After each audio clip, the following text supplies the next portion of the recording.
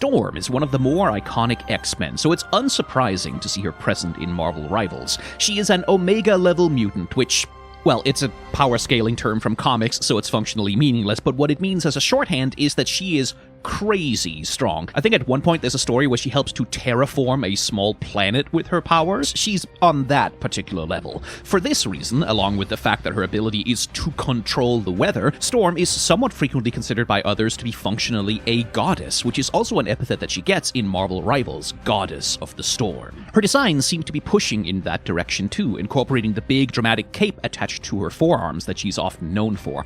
Unlike a typical superhero cape, which just billows and whips in the wind every which way the gusts will carry it, the attached cape is visually much more controlled. She's literally tied to the wind and can pull at it. It also feels a little bit closer to the kind of outfit you would expect on a fantasy queen or goddess, some kind of fancy ceremonial outfit with a long shawl attached at the wrists or some such. So as a piece of shape language and as a piece of fashion function to make visible the wind that she's constantly commanding, it is extremely effective and gives her a real air of majesty.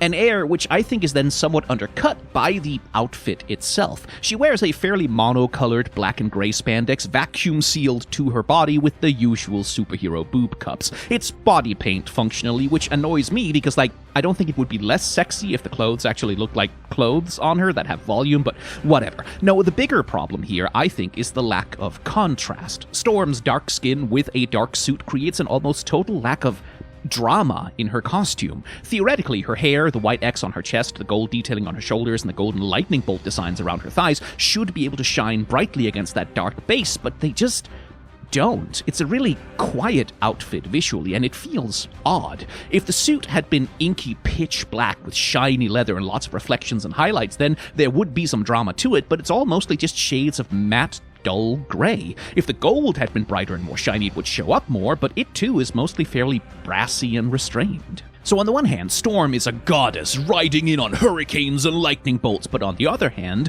her outfit almost feels like it's trying to be stealthy of all things, like she's trying not to draw too much attention. Compare and contrast with the ivory skin, which uses that 90s color scheme for her, and here, not only does the white color associate to wind and clouds and the heavens, but the gold is shinier and much brighter, and the higher contrast between her suit and skin brings much more visual interest and drama to her design. This feels much more like, holy shit, a fucking god has arrived, which I think is what her base design wants to achieve, but just isn't managing. And I think that's the main problem here. The outfit is designed for drama and attention in shape, but really lifeless and dull in color and contrast, and I don't think that really works when she's supposed to be the goddess of the storm.